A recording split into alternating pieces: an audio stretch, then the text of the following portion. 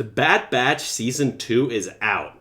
This actually isn't a show I was watching, but since many of you wanted me to review more Star Wars content, and The Mandalorian isn't releasing until March, I got to work on catching up on the first season.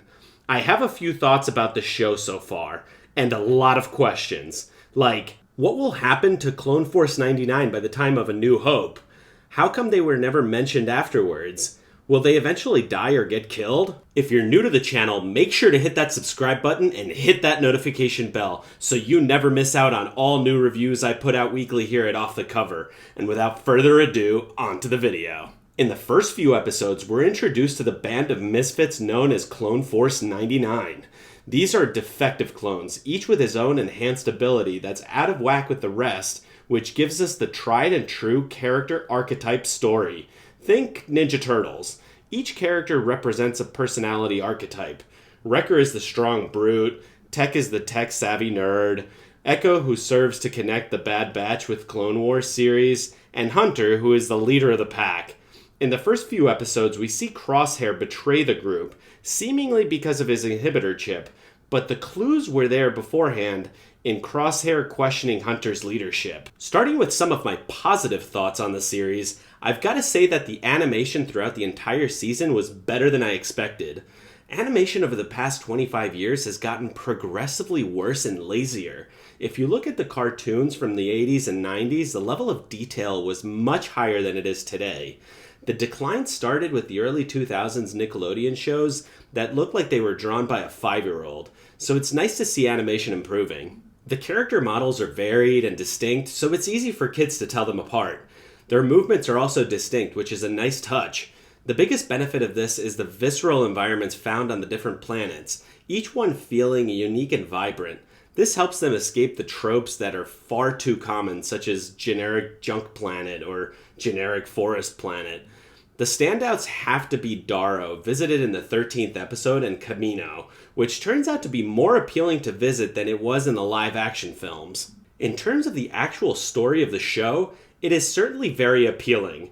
One of the main themes of the show is how the Batch needs to adapt to survive the coming galactic changes, which is a theme present throughout the entire show. Hunter and the rest of the Batch must adapt to Omega being present, as looking after a child is something that they never had to do before. Seeing the Batch becoming mercenaries is also an interesting concept, as they now go on various missions that challenge several of their morals, altering the status quo that they have sworn to protect during the Old War.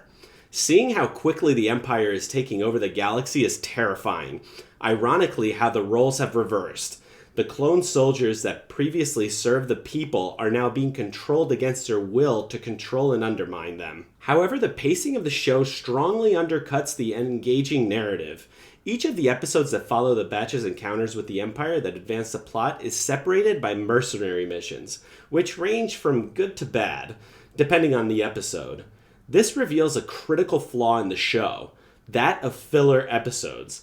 Many shows were guilty of this prior to the advent of streaming, but Netflix proved that you can have a tight 10-episode season with little to no filler material, such as is the case with Mad Men and Breaking Bad. The addition of filler episodes leads to the pacing of the show being jarring in a way that forces the viewer to disengage. There are a few other things to nitpick, such as Omega's Australian accent.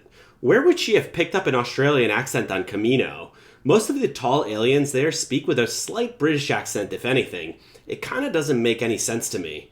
The other thing I've noticed in this show is that unlike The Mandalorian and Andor, it doesn't actually feel like Star Wars. It feels much blander and less involved in the world building of the Star Wars universe.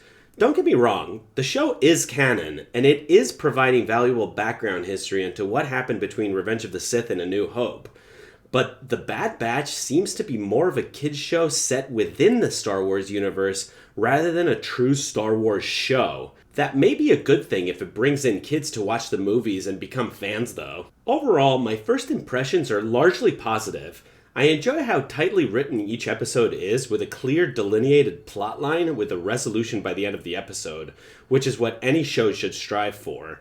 But not all shows do this. Dave Filoni, the showrunner of both Bad Batch and The Clone Wars, runs a tight ship over there, and it doesn't seem like Kathleen Kennedy has gotten her grubby nasty fingers on this property just yet. If you like this video, hit that like button and subscribe for more great content.